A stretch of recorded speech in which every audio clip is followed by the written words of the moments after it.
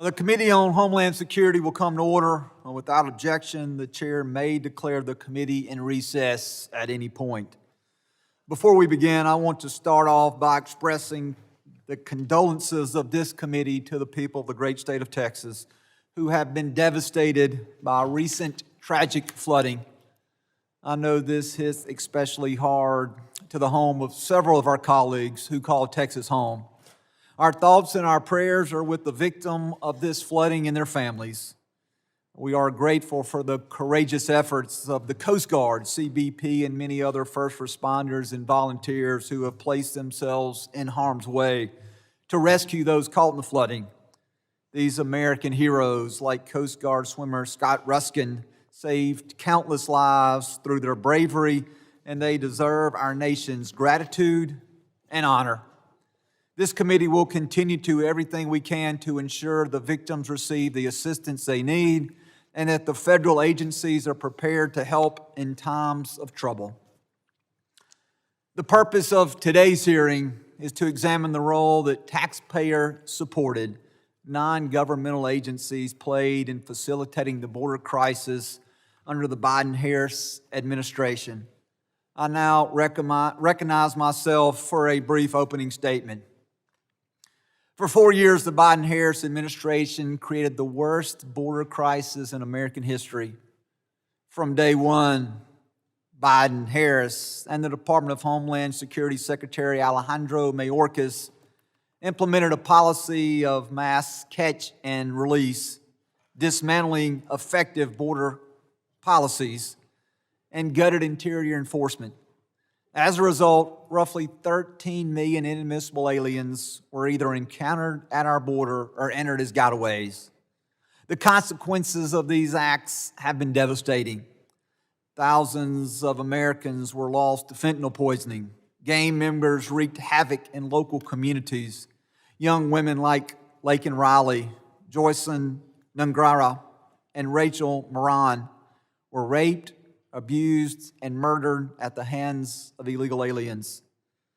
This committee led the way by impeaching Secretary Mayorkas for his willful and systematic refusal to enforce long-standing immigration laws passed and amended over the years by bipartisan majorities in Congress.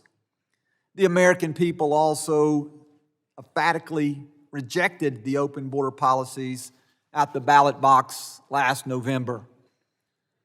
What is not known by many, and what will be highlighted today at this hearing, is that the Biden-Harris administration could not have executed an open-door border policy on its own.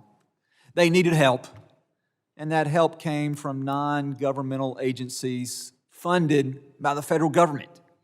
These groups that received billions in taxpayer funding would prove instrumental in helping the Biden-Harris administration process and release a historic number of illegal aliens into our country.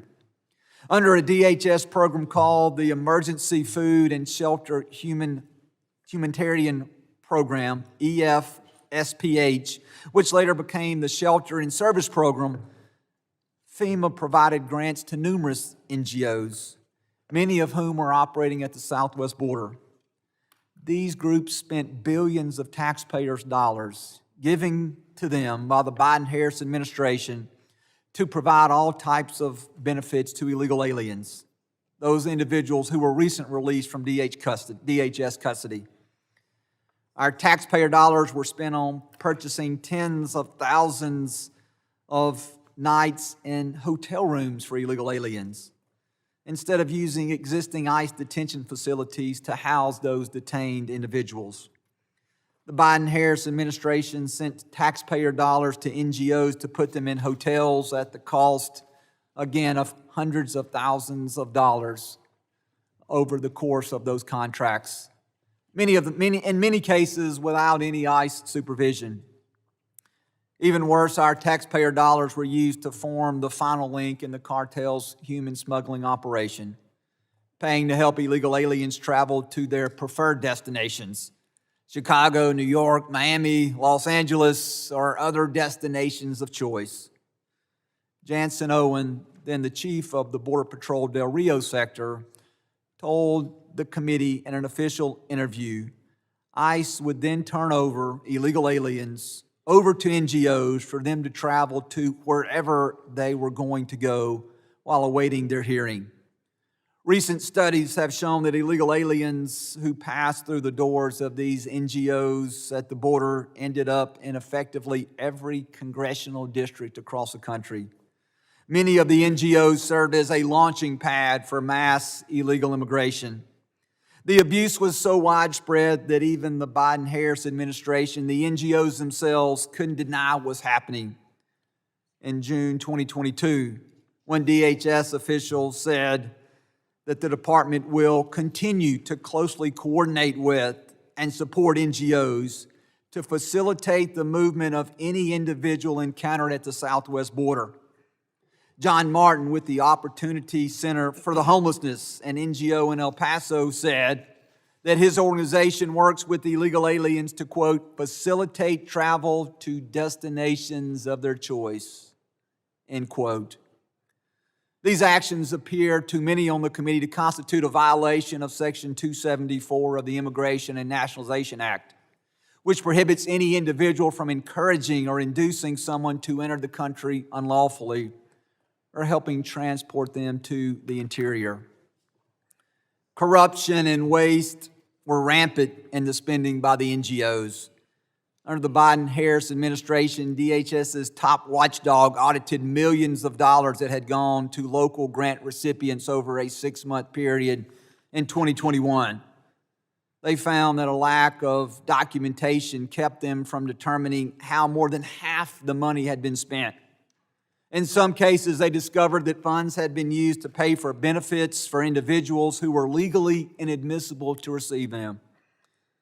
The Biden border crisis provided to be a profitable business for some NGOs. According to the Free Press, 3 large NGOs involved in handling unaccompanied alien children, the Global Refuge, who received 85% of its revenue from governmental grants, Endeavors, who received 97% of their revenue from governmental grants, and Southwest Keys Program, who received an astonishing 99% of its revenue from the federal government. These 3 groups saw their combined revenue grow to an astonishing $2 billion plus by 2022. I would argue that these groups had a vested interest in prolonging the crisis. One NGO, Southwest Key Properties, used the increase in government funding to raise salaries of officers and officials across the board, including, according to recent media reporting, an increase of over $675,000 increase to their CEO. Many NGOs tried to mislead the public in how these funds were being allocated. This was documented by a recent Florida grand jury investigation that just said that in that investigation, the grand jury said that they were actively obstructing. They were obstructed from determining how these federal dollars were spent. The grand jury also noted that some NGOs received the vast majority of their federal funding from grants, or the vast majority of their funding from federal grants. Pretty interesting for groups that like to call themselves non-governmental organizations.